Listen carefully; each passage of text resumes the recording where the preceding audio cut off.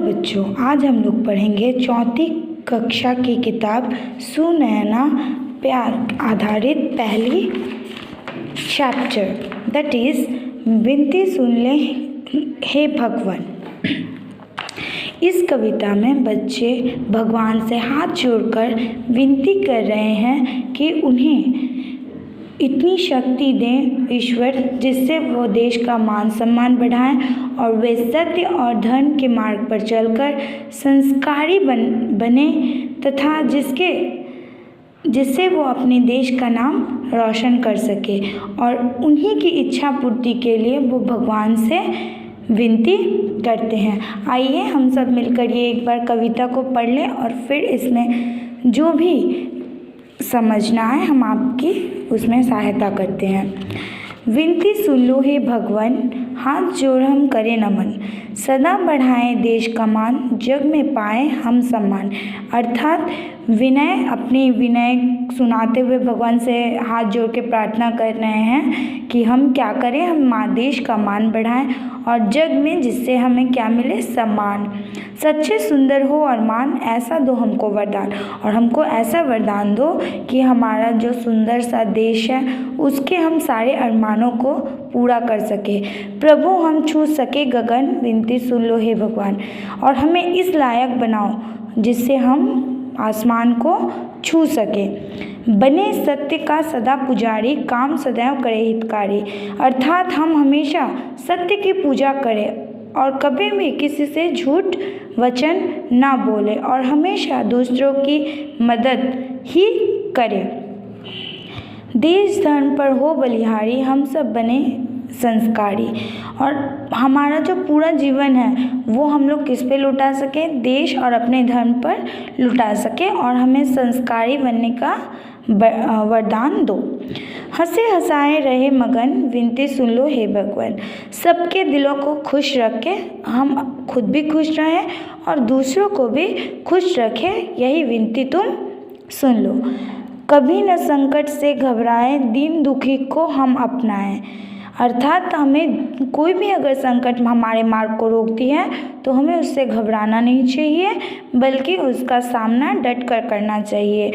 दीन दुखी अर्थात जो गरीब हैं उनको भी हमें अपनाना चाहिए, उनका तिरस्कार नहीं करना चाहिए। नित भाईचारा फैलाएं, अपना देश महान बनाएं।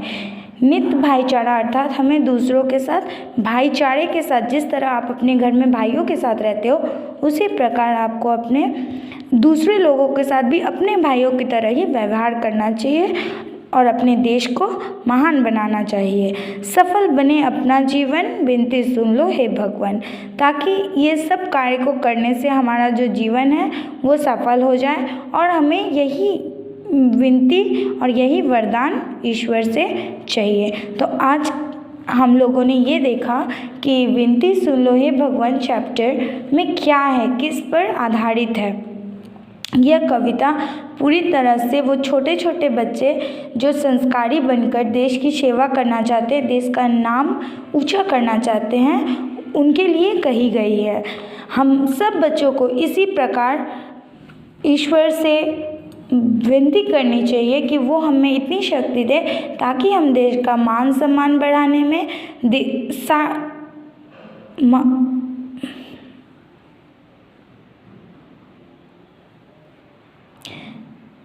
देश की मान सम्मान बढ़ाने में उसकी सहायता, लोगों की सहायता कर सके।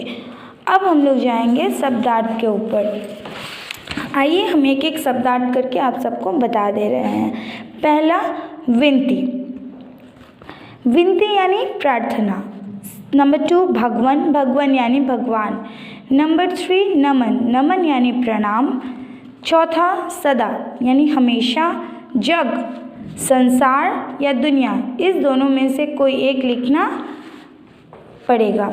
अरमान, अरमान अर्थात चाहत या फिर इच्छा। गगन आकाश। पुजारी पूजा करने वाले। हितकारी भला करने वाले। मगन खुश। दीन गरीब। नित सदैव। भाईचारा भाई का नाता या फिर मेलजोल। महान गौरवशाली या बड़ा। आज हम लोगों ने सिर्फ कविता को पढ़ाया तथा उसके शब्दार्थ आप लोगों के सामने रखे।